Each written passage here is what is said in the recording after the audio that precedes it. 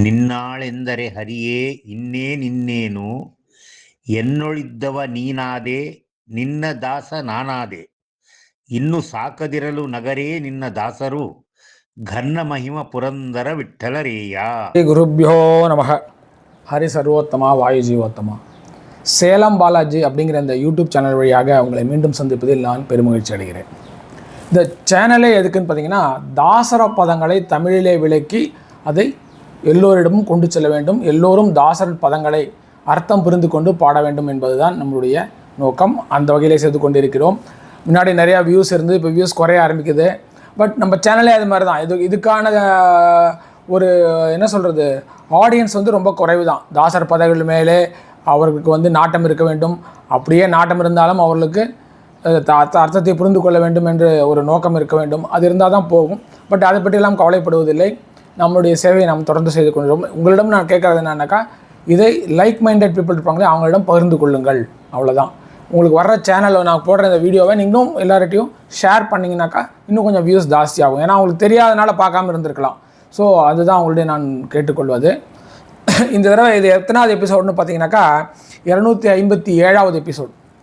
So 257 எபிசோடுகள் உங்களுடைய நல்ல ஆதரவுடன் இது வரைக்கும் முடிஞ்சிருக்கு.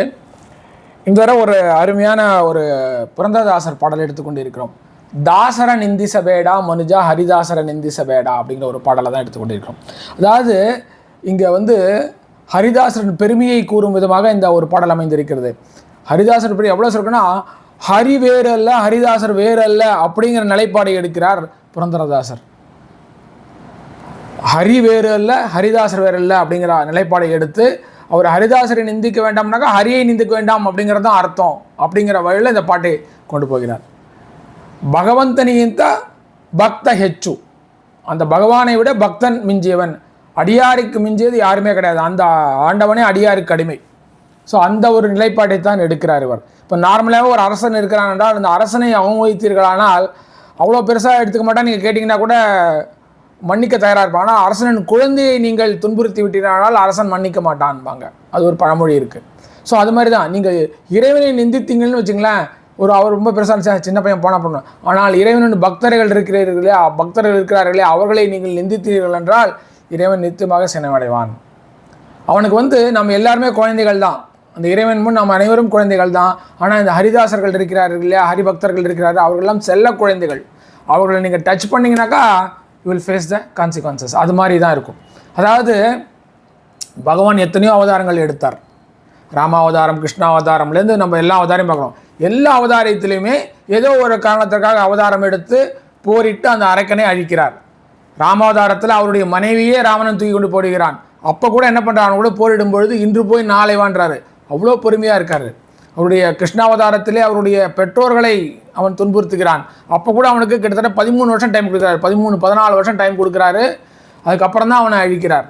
ஸோ அது மாதிரி எல்லாருக்கும் பொறுமையாக தான் செய்கிறார். அப்படியே சண்டை போட்டு அழிப்பதாக இருந்தாலும் கூட அவருடன் ஒரு வீர போர் புரிந்து அவரை வதைக்கிறார், அவ்வளோதான். ஆனால் நரசிம்மாவதாரம் எடுத்து பாருங்கள். அத்தகைய ஒரு கோரவதம் எங்கேயுமே நம்ம ஸ்ரீஹரி பண்ணியிருக்க மாட்டார்.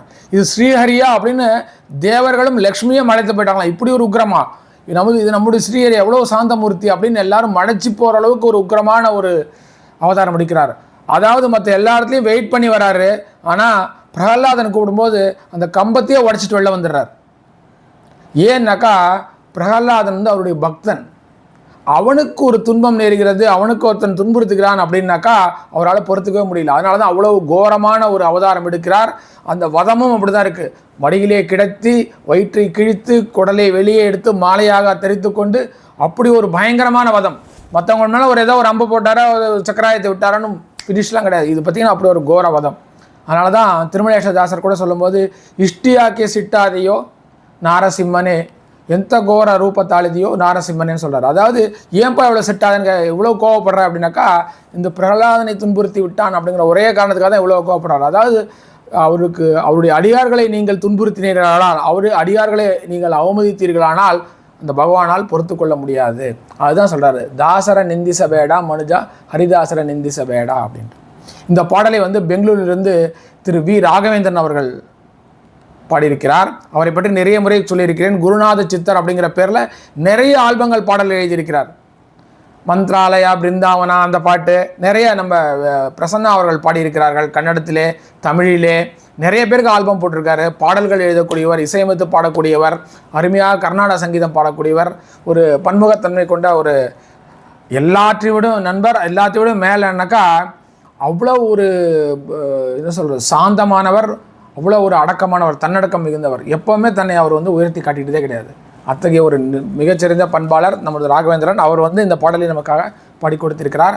அவருக்கு என்னுடைய நன்றியும் வணக்கத்தையும் தெரிவித்துக் கொள்கிறேன். இப்போ நம்ம என்ன பண்ணலாம்னாக்கா, நம்முடைய ராகவேந்திரன் அவர்கள் பாடிய பாடலை கேட்போம். அதற்கு பிறகு அந்த பாடலுக்கான அர்த்தத்தை பார்ப்போம். வாங்க, திரு ராகவேந்திரன் அவர்கள் பாடிய பாடலை கேட்போம். தாசரனின் திச பீட, தாசரனின் திச பேட, ஹரி தாசரனின் திச பேட, ஹரி தாசரனின் திச பேட, ஹரி தாசரனின் திச பேட,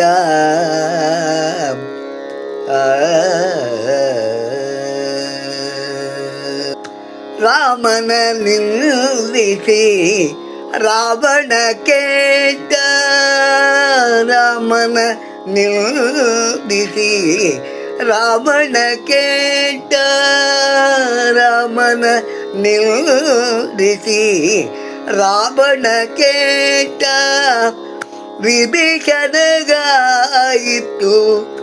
ಪಟ್ಟ, ರಾಮನ ನಿಲ್ಲಿಸಿ ರಾವಣ ಕೇಟ, ವಿಭೀಷಣಗಾಯಿತು ಪಟ್ಟ,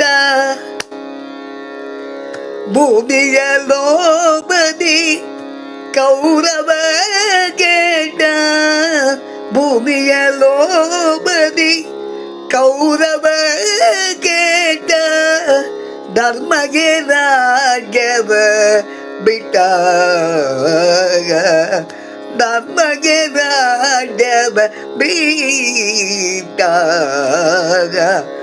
ದಾಸರ ನಿಲ್ಲಿಸ ಬೇಡ, ಹರಿ ದಾಸರ ನಿಲ್ಲಿಸ ಬೇಡ,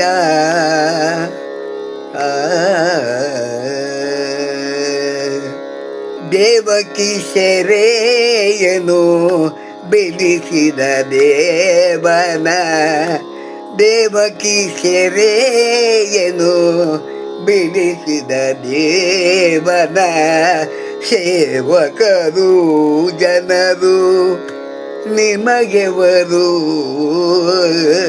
ದೇವಕಿ ಸೆರೆಯನು ಬಿಡಿಸಿದ ದೇವನ, ಸೇವಕರು ಜನರು ನಿಮಗೆವರು, ಭಾವಜನಯ್ಯನ ಭಕುತರ ಸೇವಿಸಿ, ಭಾವಜನಯ್ಯನ ಭಕುತರ ಸೇವಿಸಿ, ಭಾವಜನಯ್ಯನ ಭಕುತರ ಸೇವಿಸಿ, ಪಾವನ ಮಾಡುವ ಪುರಂದರ ವಿಠಲ, ಪಾವನ ಮಾಡುವ ಪುರಂದರ ವಿಠಲ, ಪಾವನ ಮಾಡುವ ಪುರಂದರ ವಿಠಲ, ಪಾವನ ಮಾಡುವ ಪುರಂದರ ವಿಠಲ, ದಾಸರ ನಿಲ್ಲಿಸ ಬೇಡ, ಹರಿ ದಾಸರ ನಿಲ್ಲಿಸ ಬೇಡ,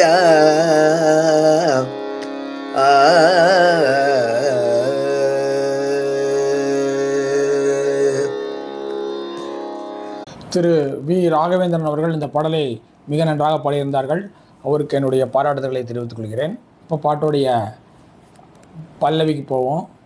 என்ன சொல்கிறார் பாருங்க, தாசர நிந்திசபேடா மனுஜா ஹரிதாசர நிந்திசபேடா, ஹரிதாசர்களை நீ நிந்தனை செய்யாதே அவர்களை ஒருபோதும் அவர்கள் மேல் குற்றம் சொல்லாதே, அவர்களை அவமதிக்காதே அப்படின்றாரு. அதாவது இங்கே எந்த கான்செப்ட் எடுக்கிறாருன்னா, ஹரி வேறு ஹரிதாசர் வேறு அல்ல. அவரோட இந்த புரந்தரதாசர் பொறுத்த வரைக்கும் இல்லையா, அதுதான் அந்த கான்செப்ட் தான். அதில் பின்னாடி வரக்கூடிய அந்த ஸ்டான்ஸாக்களை பார்த்தீங்கன்னா உங்களுக்கு நல்லா புரியும். இப்போ நம்ம பாடலுடைய ஃபஸ்ட்டு சரணத்தை பார்ப்போம், அதில் புரிஞ்சுக்குவோம். ராமரை நிந்திசி ராமனை கெட்டா விபீஷணக ஆயித்து பட்டா.